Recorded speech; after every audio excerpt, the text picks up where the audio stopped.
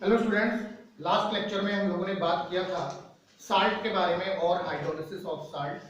इसके साथ साथ हम लोगों ने ये भी देखा कि कौन कौन से ऐसे साल्ट्स होते हैं जो नेचर में न्यूट्रल होते हैं, कितने ऐसे साल्ट्स होते हैं जो एसिडिक होते हैं और कितने ऐसे साल्ट्स हैं जो नेचर में बेसिक होते हैं। तो इन चीजों को जानने के लिए हम लोगों ने ये देखा था कि हमें सबसे पहले ये पता चले कि किस एसिड और किस बेस का साल्ट है। तो जिस एसिड और जिस बेस का साल्ट है उसके आधार पर हम पता लगा सकते हैं कि साल्ट का नेचर कैसा है। और किसी भी साल्ट का अगर हम हाइड्रोलिसिस करते हैं तो इसके द्वारा हम ये पता लगा सकते हैं कि साल्ट जो है वो किस एसिड का है या फिर किस बेस का है। आज के इस लेक्चर में हम लोग बात करने वाले हैं कुछ साल्ट्स के बारे में, उनके प्रिपरेशन के बारे में और उनकी प्रॉपर्टीज के बारे में। तो सबसे पहला साल्ट जो हम लोगों को पढ़ना है वो है common salt. Common salt, common salt क्या चीज है? कॉमन साल्ट केमिकल फॉर्मूला क्या है कॉमन साल्ट का? Chemical formula, chemical formula NaCl। Chemical name, chemical name, chemical name क्या है? Sodium chloride, sodium chloride. Molecular mass, molecular mass, molecular mass कितना है? तो 23 plus 35.5 that is equal to 58.5 unit. ये इसका मॉलिक्यूलर मॉस है। तो सोडियम क्लोराइड या जिसको हम लोग कॉमन साल्ट के नाम से जानते हैं, ये हमारे घरों में पाया जाने वाला सामान्य सा नमक है जिसका नाम सोडियम क्लोराइड है। जो घर में सफेद वाले नमक का इस्तेमाल हम लोग करते हैं, किचन में जो है वो इसका यूज किया जाता है भोजन पकाने में, भोजन को डिलीशियस बनाने में, जो है वो स्वाद देने में। तो ये सफेद वाले नमक को ही हम लोग सोडियम क्लोराइड या कॉमन साल्ट कहते हैं। तो सबसे पहला और सबसे सिंपल सा साल्ट है ये। तो कैसे इसको हम लोग प्रिपेयर करेंगे?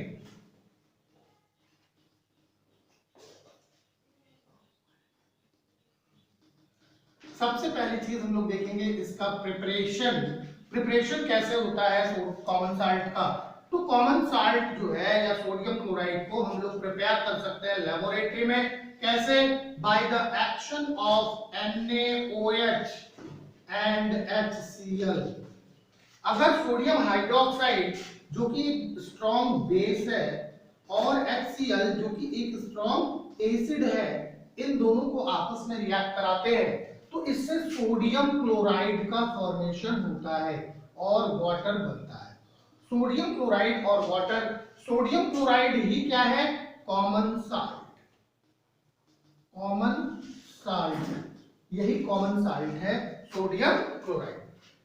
अब देखने की बात यह है, ये तो लैबोरेटरी प्रिपरेशन है, लैबोरेटरी के अंदर बनाया जाता है, लेकिन इस मेथड के द्वारा जो हम लोग सोडियम क्लोराइड का फॉर्मेशन करते हैं ये बहुत कॉस्टली होता है और इस मेथड के द्वारा सोडियम क्लोराइड को फॉर्म करके हम इसकी आपूर्ति नहीं कर सकते हैं, इसकी सप्लाई नहीं कर सकते हैं, इसको हम लोग इंडस्ट्रियल स्केल पे नहीं प्राप्त कर सकते हैं। तो ये केवल एक ऐसा मेथड है जिसके द्वारा हम लेबोरेटरी में चेक कर सकते हैं कि how can be prepare the sodium chloride. Sodium chloride कैसे प्रिपेयर किया जा सकता है, केवल इस चीज को हम लोग चेक कर सकते हैं। अब सोचने की बात यह है कि कॉमन साल्ट को हम प्राप्त कैसे करें? तो कॉमन साल्ट को हम लोग दो तरह से प्राप्त कर सकते हैं। Common salt can be obtained by two methods। दो विधियों के द्वारा हम कॉमन साल्ट को प्राप्त कर सकते हैं। दो महत्वपूर्ण विधियां हैं। एक तो common salt from sea water, common salt from sea water, sea water यानी समुद्र के जल के द्वारा कॉमन साल्ट हम लोग प्राप्त कर सकते हैं। ये बहुत ही कॉमन मेथड है जिसके द्वारा हम लोग कॉमन साल्ट को ऑब्टेन करते हैं, कॉमन साल्ट को प्राप्त करते हैं। इसके बारे में आप लोगों ने और भी पहले कक्षाओं में पढ़ा होगा कि कॉमन साल्ट को हम लोग सी वाटर से कैसे प्राप्त करते हैं। हम लोगों ने पढ़ा था कि छोटी छोटी क्यारियां बनाते हैं और इन क्यारियों में सी वाटर को ले आके डाल देते हैं। चूंकि क्यारियां जो होती हैं वो उनका सरफेस एरिया ज्यादा होता है जिससे वाटर का इवेपोरेशन ज्यादा होगा और फास्ट इवेपोरेशन हो जाने की वजह से वाटर जो होते हैं वो इवेपोरेट हो जाते हैं, जबकि सोडियम क्लोराइड या साल्ट के क्रिस्टल्स जो होते हैं वो वहां पे पड़े रह जाते हैं जमीन पे। और इन सोडियम क्लोराइड के क्रिस्टल्स को उठा करके हम लोग रिफाइनरीज में भेज देते हैं और इन रिफाइनरीज में क्या होगा, इनका प्यूरिफिकेशन हो जाता है, इनका शोधन हो जाता है और इस तरह से हमें शुद्ध कॉमन साल्ट मिल जाता है। तो ये प्रोसेस है जिसके द्वारा हम लोग सोडियम क्लोराइड को सी वाटर से प्राप्त करते हैं। दूसरा जो मेथड है जहां से हम लोग प्राप्त करते हैं कॉमन साल्ट को, तो common salt from underground deposits, from underground deposits. Common salt जो है वो अंडरग्राउंड डिपॉजिट्स से भी प्राप्त किया जाता है। अंडरग्राउंड डिपॉजिट्स का मतलब क्या होता है कि अंडरग्राउंड डिपॉजिट्स के अंदर का मतलब हो गया कि जमीन के नीचे बहुत अधिक कॉमन साल्ट के क्रिस्टल्स पाए जाते हैं जो चट्टानों के रूप में होते हैं। तो जमीन को खोद करके इन चट्टानों को निकाला जाता है और इन चट्टानों से कॉमन साल्ट प्राप्त कर लिया जाता है, जिसको हम लोग रॉक साल्ट भी कहते हैं। रॉक साल्ट तो ये चट्टानों से जब प्राप्त होता है तो इसी को हम लोग रॉक साल्ट कहते हैं। तो rock salt is mind from the underground deposits. जो रॉक साल्ट होता है इसको माइंस किया जाता है, इसको खोद के निकाला जाता है, कहां से, अंडरग्राउंड डिपॉजिट्स से। तो ये था कॉमन साल्ट जिसको हम लोग लैबोरेटरी में कैसे बनाते हैं और इसको हम लोग कॉमर्शियली कैसे प्राप्त करते हैं, ताकि हम लोग जो है वो कॉमर्शियली का मतलब क्या होता है, कॉमर्शियली का मतलब होता है कि जो चीप एंड बेस्ट हो, यानी जिसकी लागत मूल्य जो है कम है, बहुत कम अमाउंट में एक लार्ज क्वांटिटी ऑफ साल्ट जो है वो प्राप्त किया जा सके या मटेरियल प्राप्त किया जा सके, इसी को हम लोग कॉमर्शियल मेथड कहते हैं। लैबोरेटरी मेथड जो होता है वो हमेशा महंगा होता है, कॉस्टली होता है और ज्यादा पैसे में बहुत कम क्वांटिटी में सब्सटेंस हमको प्राप्त होता है। लेकिन जो कॉमर्शियल मेथड होते हैं, इन कॉमर्शियल मेथड्स में कास्ट बहुत कम होता है और प्रोडक्शन ज्यादा होता है, जिससे कि हम उसकी आपूर्ति को पूरा कर सकते हैं। तो अभी हम लोग बात करेंगे कॉमन साल्ट की कुछ प्रॉपर्टीज की। कॉमन साल्ट का जो यूज है हम लोग उसी प्रॉपर्टी के आधार पर यूज करते हैं। तो क्या यूज है कॉमन साल्ट का? Use of common salt, use of common salt. Common salt का क्या यूज है, कहां कहां हम लोग यूज करते हैं? तो सबसे पहला कि कॉमन साल्ट या इसी का क्या नाम है, सोडियम क्लोराइड। कॉमन साल्ट या सोडियम क्लोराइड, इसका सबसे महत्वपूर्ण जो है, used as a raw material, used as a raw material। किस लिए, किसके रॉ मटेरियल्स के रूप में यूज किया जा सकता है? For the preparation of many chemicals, बहुत सारे केमिकल्स के प्रिपरेशन में इसका प्रयोग जो है वो रॉ मटेरियल्स के रूप में किया जाता है। तो materials for making large number of useful chemicals in chemical industry,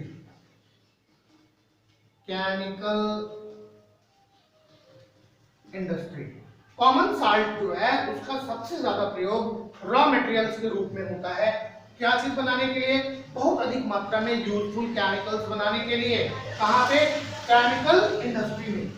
दूसरी चीज, दूसरा जो यूज है कि common salt is used in cooking food,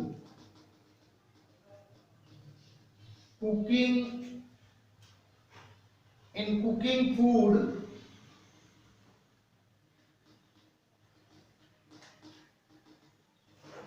common salt का यूज जो है वो हम लोग भोजन पकाने में करते हैं। क्या? क्यों? It improve the flavor of food, also provide sodium ion to the body for the better function of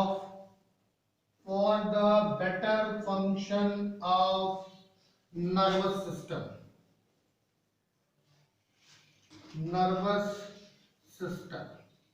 common salt का प्रयोग हम भोजन पकाने में करते हैं। तो भोजन में इसका यूज करने से सबसे इंपॉर्टेंट चीज जो होती है कि इससे भोजन का स्वाद बढ़ जाता है, उसका फ्लेवर इंप्रूव हो जाता है। इसके साथ साथ ये सोडियम आयन हमारी बॉडी को प्रोवाइड करता है। सोडियम आयन, क्योंकि सोडियम क्लोराइड है ये, और सोडियम आयन क्लोराइड आयन से बना हुआ है, तो सोडियम आयन को ये प्रोवाइड करता है। Sodium ion is responsible for the better function of nervous system, और नर्वस सिस्टम को चलाने के लिए या शरीर के अंदर जितने भी न्यूरॉन्स हैं उनको एक्टिव रखने के लिए सोडियम आयन की आवश्यकता होती है। तीसरी चीज कि कॉमन साल्ट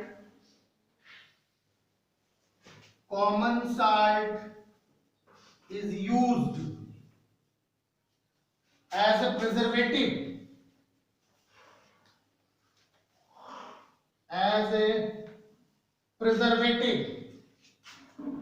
कॉमन साल्ट का प्रयोग जो है हम लोग प्रिजर्वेटिव के रूप में भी करते हैं। तो किसमें करते हैं? अचार बनाने में नमक इस्तेमाल करते हैं, जिससे नमक का अचार जो होता है वो काफी दिनों तक खराब नहीं होता है। या फिर मटन वगैरह या फिर जो फिश वगैरह होती हैं, इन सबको प्रिजर्व रखने के लिए हम लोग कॉमन साल्ट का यूज करते हैं। तो कॉमन साल्ट, जैसे अगर मान लो कि मछली है और अभी मछली को तुरंत नहीं पकाना है, तो उसको कुछ देर बाद पकाना है, तो इसके लिए उसको नमक लगा करके रख दिया जाता है ताकि वो खराब ना हो। तो कॉमन साल्ट का यूज जो है वो प्रिजर्वेटिव के रूप में भी किया जाता है। अगला एक और लिख लेते हैं कि common salt is used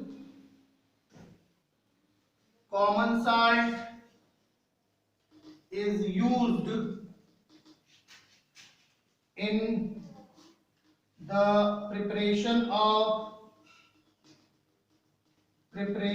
of soap। Common salt का प्रयोग जो है वो साबुन बनाने में भी किया जाता है। सोप इंडस्ट्री में भी कॉमन साल्ट का यूज होता है और साबुन बनाने में कॉमन साल्ट यूज किया जाएगा। साबुन बनाने की प्रक्रिया को हम लोग सोपनिफिकेशन कहते हैं। तो सोपनिफिकेशन के बारे में हम लोग पढ़ेंगे जब कार्बन एंड इट्स कंपाउंड्स में पढ़ेंगे, वहां देखेंगे कि कैसे साबुन बनाया जाता है या सोपनिफिकेशन क्या होता है और कॉमन साल्ट का क्या यूज होता है सोप फॉर्मेशन में। तो ये था कॉमन साल्ट। और अभी हम लोगों ने कॉमन साल्ट की लैबोरेटरी मेथड देखा और देखा कि हम लोग कैसे जो है वो कॉमन साल्ट को कॉमर्शियली प्राप्त कर सकते हैं। इसके बाद हम लोगों ने देखा कि इस कॉमन साल्ट का यूज क्या हो सकता है, कहां-कहां यूज कर सकते हैं, जिसमें हम लोगों ने देखा क्या कि common salt is used as a raw material in the preparation of many chemicals in chemical industry. तो देखेंगे कि कौन-कौन से ऐसे इंपॉर्टेंट केमिकल्स हैं जिनको बनाने में हम लोग कॉमन साल्ट का यूज करते हैं। तो केमिकल्स कौन-कौन से हैं जो कॉमन साल्ट से बनाए जा सकते हैं? Chemicals from common salt. कौन-कौन से केमिकल्स हैं जो कॉमन साल्ट से प्राप्त हो सकते हैं? तो सबसे पहला जो हम लोग देखेंगे वो है sodium hydroxide. Sodium hydroxide. Common name इसका क्या है? कॉमन नेम सोडियम हाइड्रोक्साइड का commonly known as caustic soda. Caustic soda, sodium hydroxide को सामान्यतया कास्टिक सोडा के नाम से जानते हैं। Caustic soda. Chemical formula, chemical formula क्या होगा? NaOH। Molecular mass, molecular mass कितना हो जाएगा? 23 + 16 + 1 = 40 यूनिट। सोडियम हाइड्रोक्साइड का मॉलिक्यूलर मॉस जो है वो 40 यूनिट होता है। आइए अब हम लोग देखते हैं इसका प्रोडक्शन या प्रिपरेशन हम लिख सकते हैं, या प्रोडक्शन कुछ भी लिखे तो production of sodium hydroxide. Sodium hydroxide को कैसे हम लोग बनाएं? सोडियम हाइड्रोक्साइड को बनाने के लिए हम लोग क्या कराएं? सोडियम हाइड्रोक्साइड को बनाने के लिए हम लोग लेते हैं सोडियम क्लोराइड। सोडियम क्लोराइड का कॉन्सेंट्रेट सॉल्यूशन और इसी का इलेक्ट्रोलिसिस करा देते हैं, जिससे सोडियम हाइड्रोक्साइड का फॉर्मेशन होता है। हम लोगों ने पढ़ा था इलेक्ट्रोलिसिस क्या होती है, कि जब किसी भी सब्सटेंस के या किसी भी कंपाउंड के एक्वस या माल्टोन स्टेट को एक इलेक्ट्रोलिटिक सेल के अंदर रख करके इलेक्ट्रिसिटी पास कराते हैं तो वो कंपाउंड जो है वो अपने आयनों में टूट जाता है। इसी को हम लोग इलेक्ट्रोलिसिस कहते हैं। तो सोडियम हाइड्रोक्साइड का फॉर्मेशन जो है वो सोडियम क्लोराइड के कॉन्सेंट्रेट एक्वस सॉल्यूशन के इलेक्ट्रोलिसिस के द्वारा होता है। और जान लो कि जो कॉन्सेंट्रेटेड सोडियम क्लोराइड का सॉल्यूशन होता है उसे ब्राइन कहते हैं। Concentrated solution of sodium chloride is known as brine, इसे ब्राइन कहते हैं। तो ब्राइन का अगर हम इलेक्ट्रोलिसिस कराएं तो उससे हमें क्या मिलता है? उससे हमें सोडियम हाइड्रोक्साइड मिलता है। कैसे होता है आइए देख लेते हैं हम लोग कि कैसे इसको हम लोग कराते हैं इलेक्ट्रोलिसिस। तो सबसे पहली चीज देखो, हम लोग ये जानते हैं कि रॉ मटेरियल्स क्या है। Raw materials, materials for making sodium hydroxide is concentrated aqueous solution of sodium chloride, concentrated aqueous solution of sodium chloride, that is known as NaCl and is called brine। इसी को क्या कहेंगे हम लोग? Bryan. इसी Bryan का हम लोग इलेक्ट्रोलिसिस कराते हैं। ब्राइन का क्या करेंगे? इलेक्ट्रोलिसिस। तो when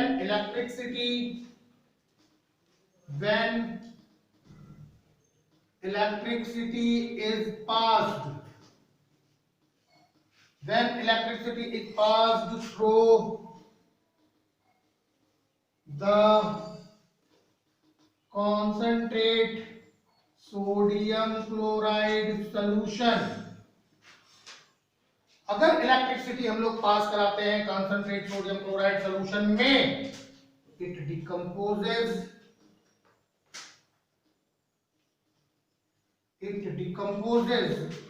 to form sodium hydroxide. क्या बनाता है ये?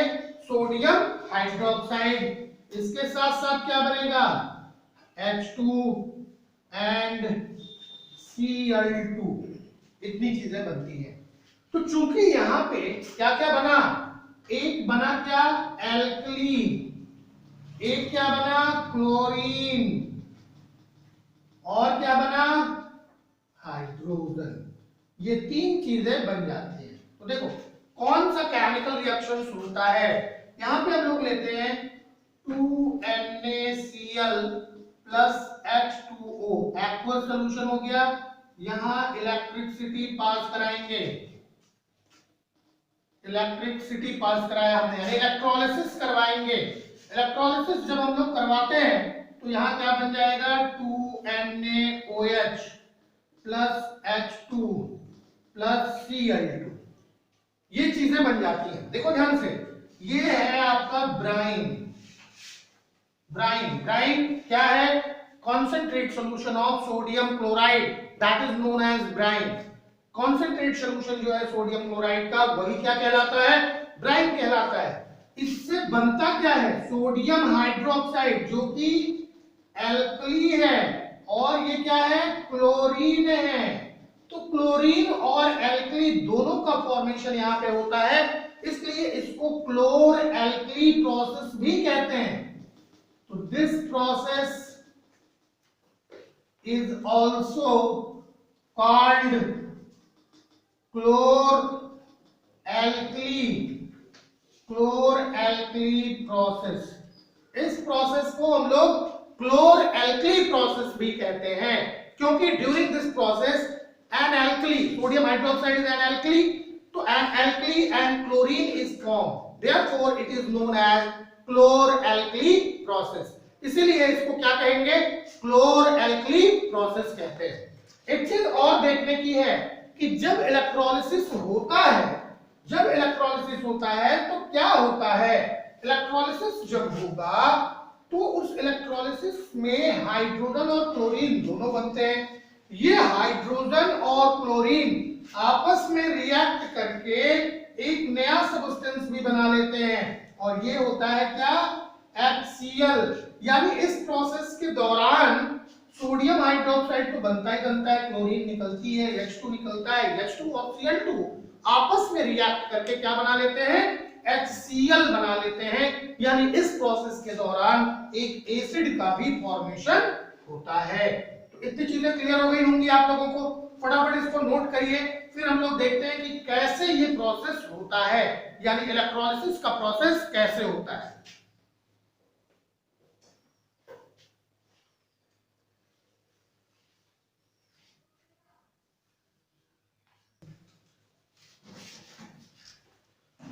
हो गया? मिटा लें? चलो भाई, अभी हम लोग देखते हैं कि ये इलेक्ट्रोलिसिस का प्रोसेस कैसे होता है और कैसे सोडियम हाइड्रोक्साइड्स का फॉर्मेशन होता है। तो इलेक्ट्रोलिसिस का प्रोसेस देखने के लिए सबसे इंपॉर्टेंट चीज है कि हमारे पास एक इलेक्ट्रोलाइटिक सेल हो।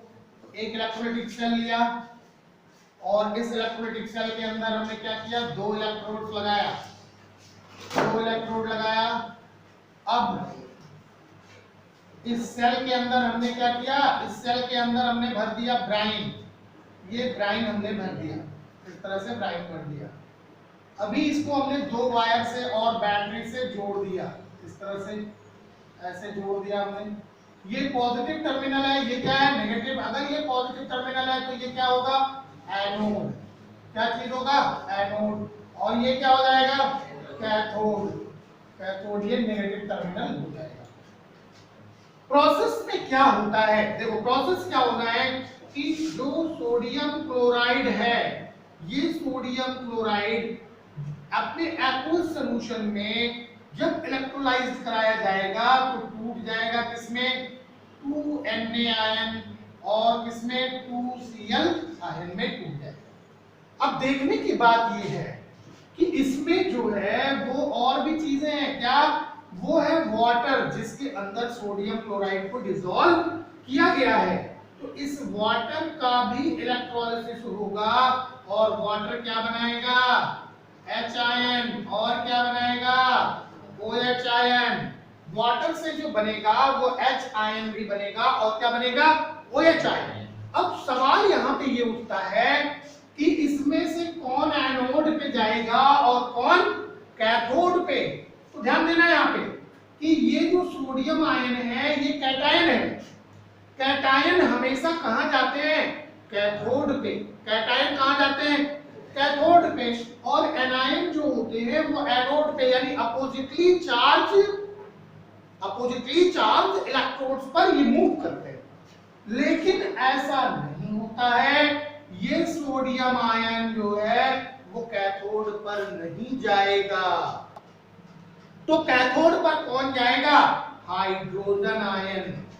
कैथोड पर कौन जाएगा? हाइड्रोजन आयन कैथोड पे जाएगा। So here hydrogen ion goes towards cathode. समझ में आ रही बात पर? क्योंकि कैथोड पर क्या होता है? रिडक्शन। कैथोड पर क्या होता है? रिडक्शन होता है। अब देखो ध्यान से, यहां पे सबसे पहले क्लोराइड आयन को देखते हैं। तो एट एनोड, एनोड पे क्या होगा? एनोड पे क्या होगा? एनोड पे क्लोरीन जाएगी। तो अगर क्लोरीन जाती है, Cl आयन जाती है, ये अपने अंदर से क्या करेगा? एक इलेक्ट्रॉन निकालेगा, तो Cl एटम बनेगा। एक इलेक्ट्रॉन क्या होगा? निकल जाएगा। तो Cl प्लस Cl दो एटम मिलकर के एक मॉलिक्यूल क्लोरीन बना लेते हैं। ये तो हो गया एनोड पे। कैथोड पे क्या होगा? एट कैथोड, कैथोड पे कौन जाएगा? H ion. क्यों जाएगा? क्यों? बिकॉज हाइड्रोजन जो है, हाइड्रोजन या इस तरह से लिखे, बिकॉज द इलेक्ट्रोड पोटेंशियल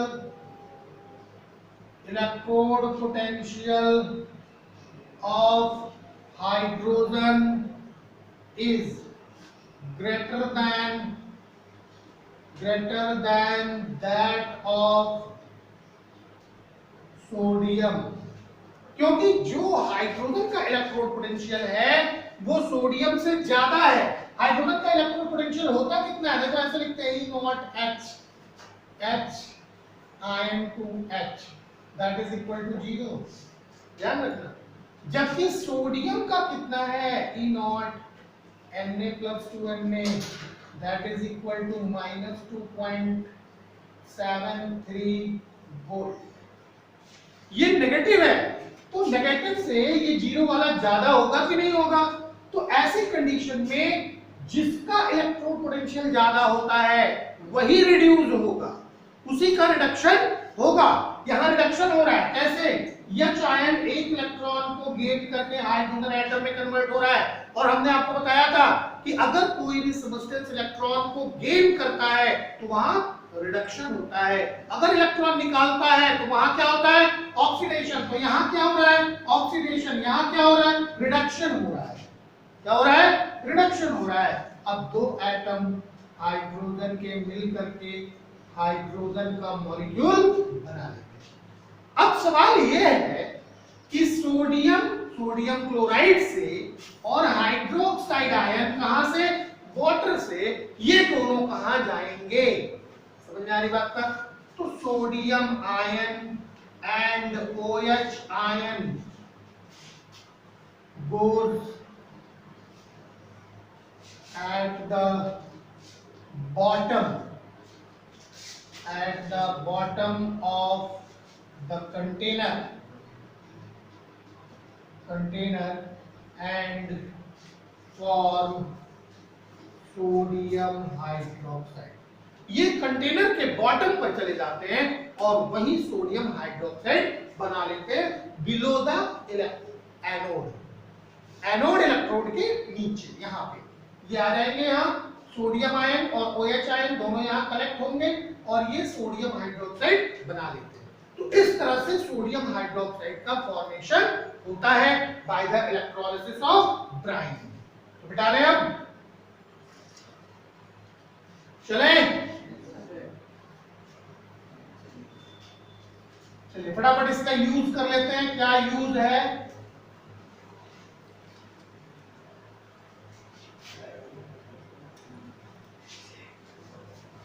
सबसे पहला use of sodium hydroxide, use of NaOH, या जिसको हम लोग एक नाम और देते हैं कास्टिक सोडा। ध्यान रखना कि NaOH कास्टिक सोडा है, जबकि KOH जो है वो कास्टिक पोटास है। ये कास्टिक सोडा है और वो क्या है? Caustic potash. तो इसका सबसे पहला यूज जो किया जाता है वो साबुन बनाने में। पहला used in the formation of soap and detergent soap और डिटर्जेंट बनाने में used as a reagent in the laboratory. Labs में इसका यूज रिएजेंट के रूप में किया जाता है। वो यूज तो यही हो गया। इसका यूज जो है वो पेपर बनाने में भी किया जाता है, यूज्ड इन पेपर इंडस्ट्री। तो ये यूज हो गए इसके कॉमन यूज सोडियम हाइड्रोक्साइड के। इसी तरह से क्लोरीन का यूज ऑफ क्लोरीन का यूज कहां किया जाता है? तो सबसे पहला यूज्ड इन प्यूरिफाइंग वाटर के प्यूरिफिकेशन में इसका यूज किया जाता है। क्लोरीनेटेड वाटर का यूज किया जाता है। समझ में आ रही बात ना? दूसरा कहां यूज करते हैं? In the production of bleaching powder.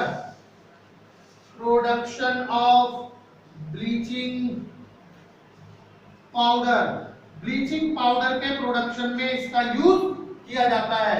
इसका यूज जो है वो हाइड्रोक्लोरिक एसिड बनाने में भी किया जाता है, प्रोडक्शन ऑफ HCl। तो इन जगहों पे क्लोरीन का यूज किया जाता है। इसके साथ साथ अब हाइड्रोजन भी बनती है, तो एक यूज हाइड्रोजन का भी जान लें। यूज ऑफ हाइड्रोजन का यूज कहां होता है? तो hydrogen is used in the hydrogenation of oil. तो hydrogen is used in the formation of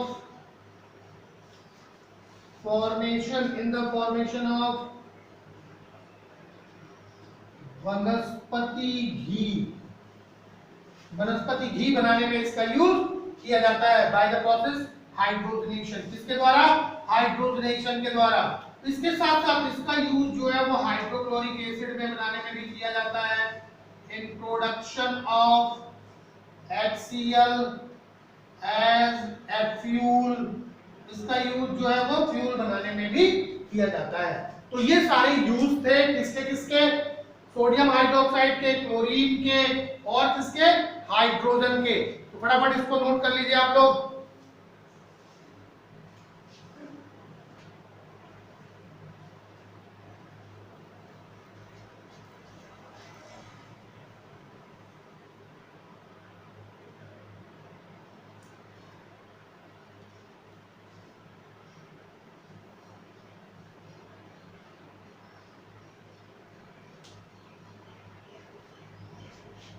हो गया?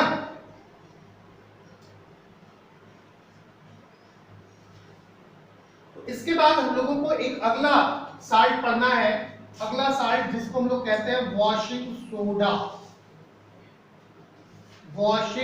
सोडा, या जिसका नाम है sodium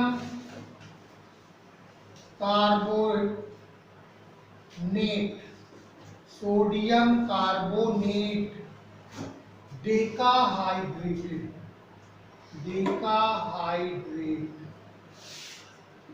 sodium carbonate decahydrate Na2CO3 into 10H2O। तो स्टूडेंट्स इस साल्ट के बारे में हम लोग बात करेंगे नेक्स्ट लेक्चर में। तब तक आप लोग इन दो साल्ट जो आज हम लोगों ने पढ़ा, एक कॉमन साल्ट और दूसरा हम लोगों ने पढ़ा सोडियम हाइड्रोक्साइड, इन दोनों के बारे में आप लोग प्रिपेयर करिए, ज्यादा से ज्यादा इनके रिएक्शंस को याद रखिए। फिर हम लोग बात करते हैं नेक्स्ट लेक्चर में सोडियम कार्बोनेट के बारे में।